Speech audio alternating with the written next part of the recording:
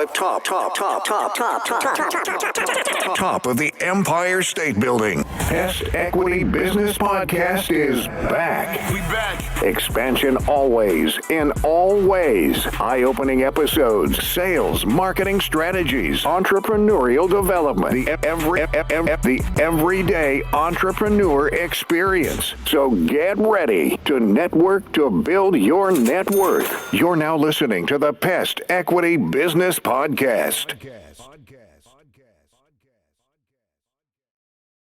Welcome all and welcome back to another great episode of Pest Equity Business Podcast. I'm your host. On today's episode, I want to talk about a controversial topic that's been in New York City for a while now, and that's about to be implemented in the spring of 2024, and how I feel that this issue is another nail in New York City's small business coffin, not to mention other areas of the country that this will be implemented as well.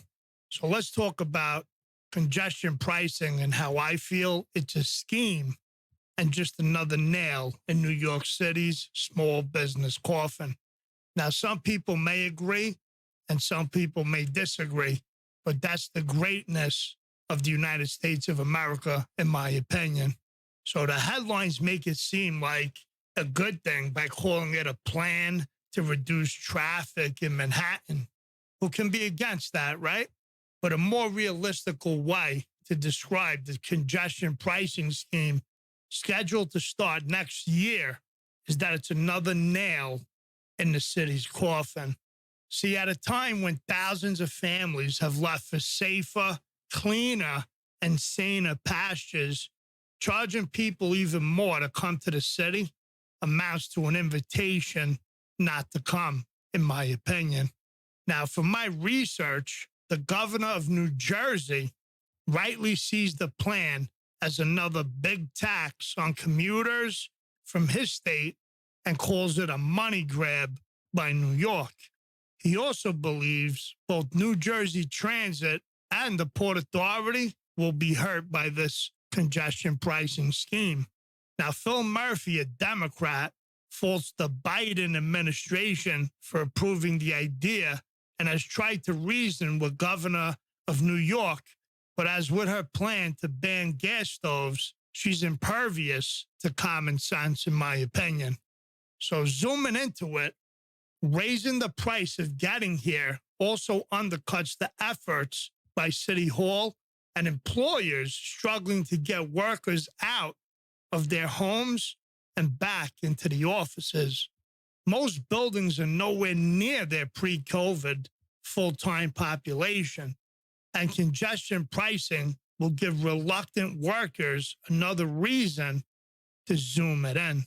Not to mention the decline of foot traffic in Midtown and downtown already is having a devastating impact on some restaurants and other retail outlets and adds to the sense of unsafe streets. Half-empty office buildings and shuttered storefronts are creating concerns about commercial mortgage defaults, a fear exacerbated by rising interest rates. Now, those are some of the more obvious reasons why congestion pricing is a destructive, cockeyed way of giving the government more money to burn. Governor Murphy faults the Biden administration for approving the idea and has tried to reason with the governor of New York City. Let's talk about other reasons. Let's start with the fact that nearly 50,000 migrants who illegally crossed the southern border are living in Gotham facilities free of charge for as long as they want, many of them in five-star Midtown hotels. Yet, the commuters and out-of-borough residents whose taxes support those freebies and who want or need to drive into Manhattan will be penalized up to an additional $23 a day for the privilege. So New York is a sanctuary city only for those who can't pay, while everyone else is to be gouged until they flee. Now, in my opinion, that can't last. Let's start with the fact that nearly 50,000 migrants who illegally crossed the southern border are living in Gotham facilities free of charge for as long as they want, and many in five-star midtown hotels. Yet the commuters and outer borough residents whose taxes support those freebies and who want or need to drive into Manhattan will be penalized up to an additional $23 a day for that privilege. So New York is a sanctuary city only for those who can't pay, while everyone else is to be gouged until they flee. That, in my opinion, cannot last. Now, this plan comes just as there is a rare consensus of both the left and right that New York is increasingly unaffordable to more and more people, making it especially foolish to adopt public policy that make it unaffordable to even more people. Yet that is what congestion pricing will do. Cost to soar even more. It is inevitable that the sky-high cost of living and working in the city, much of it driven by government taxes and bureaucracy, will take another leg up. The price of everyday goods bought and sold in Manhattan, from potato chips to medicine to furniture, will rise because merchants' delivery costs will rise. And then there's no limit to how high the cost of driving will get. If the congestion pricing scheme succeeds in reducing traffic, which it almost certainly will, the price to those who pay it will have to be continually hiked to raise the same amount of money year after year. So how long before the price hits $30, even $40 a day? MTA officials have stated that they have lost as much as $650 million a year because riders jump subway turnstiles and enter buses through the back door. The idea also rankless because of where the estimated annual take of $1 billion or more is supposed to go.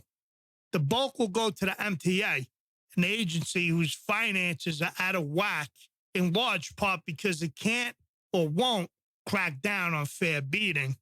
Officials admit the agency has lost as much as $650 million a year because riders jump subway turnstiles and enter buses through the back door, with one study showing as much as 1 in 3 bus riders don't even pay. The governor of New Jersey sees the MTA's controversial plan to impose the nation's first congestion pricing toll system as another big tax on commuters from his own state as well. Rather than wage all-out war on the fare cheats, the progressive-minded solution is to make honest people further subsidize the deadbeats. Free for me, congestion pricing for thee. Meanwhile, the transit agency is also notorious for its out-of-control construction costs. With the loss of revenue, the MTA has seen a rise in crime and an increasing homeless problem on the subways, which has led riders to use Uber and other private car services for their travels instead. Here's some facts based on a NYU study. The Metropolitan Transportation Authority spent nearly twice as much on consultants for the 2nd Avenue subway as it did to actually dig the tunnel from 63rd Street to 96th Street. The report also found that contractors and unions overstaffed the project, dug caverns for platforms that were double the necessary size, and drew up station designs so bespoke that each of the 3 new stops has escalators made by a different manufacturer. Streamlining management and holding the line on contractor and union costs are difficult. Taxing drivers who have no other option is easy. The second pot of congestion money will go to pay for a new bureaucracy to administer the program. which will include parking permits for people who live within the restricted zone or near the planned northern congestion border of 60th Street. There will also be exemptions for the poor, government vehicles, and of course, political patronage, which will lead to boondoggles and waste. Finally, congestion pricing would reward the very bureaucrats who helped create jam streets in the first place. The proliferation, bicycle lanes, pedestrian plazas, bike rental racks, bus lanes, double parking, endless construction barricades, dining sheds, and other traffic squeezing ideas have all played a part in slowing traffic.